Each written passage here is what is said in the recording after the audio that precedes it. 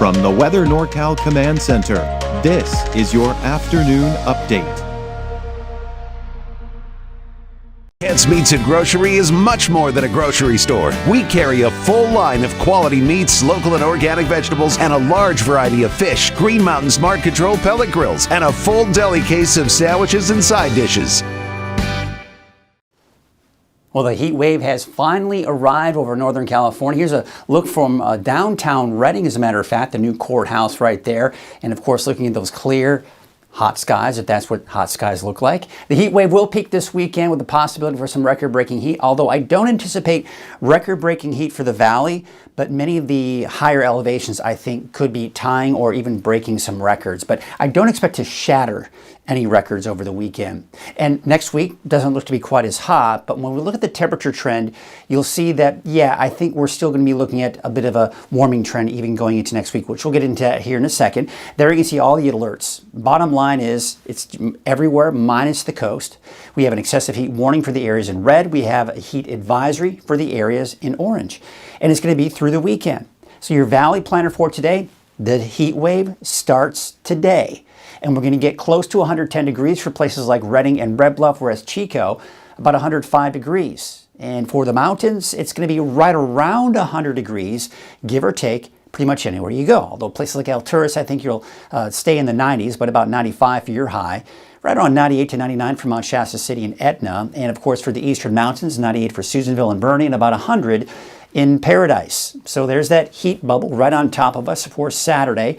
That then shifts eastward thanks to this cooler air pushing it, as well as this reinforcing shot of cooler air, keeping it down to our south and east. Now that's looking at next Tuesday.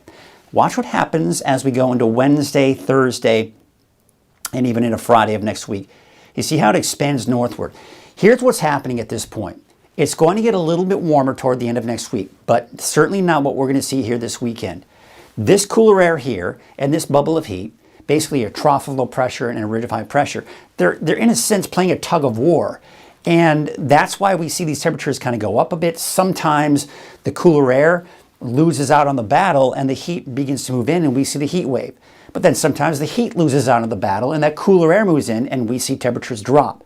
So we're kind of getting that time of the year where these two are just kind of battling it out, and we see kind of these fluctuations in the temperatures kind of going up and down a bit. Here's what we have in store for us so for your Friday. This is what it looks like for the Trinity County Fair. Now, you'll notice here that I do have, looks like the kind of the evening background here. This is because I would recommend in the morning or in the evening hours heading on out to the fair. Now, that all being said, I did get a report from someone who is from Hayfork mentioning that there are plenty of spots where there's shade to help keep you cool. So if you want to go there during the day, know that, yeah, you're going to need to hydrate, and there are going to be some spots where you can cool off in the shade.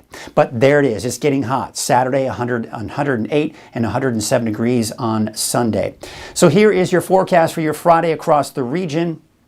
You can see temperatures about 109, close to 110 for Redding and Red Bluff, 105 for Chico, 104 for Oroville, and there you can see up in the mountains, mainly in the 90s, although some of us could touch 100 degrees. So yeah, it's getting hotter out there.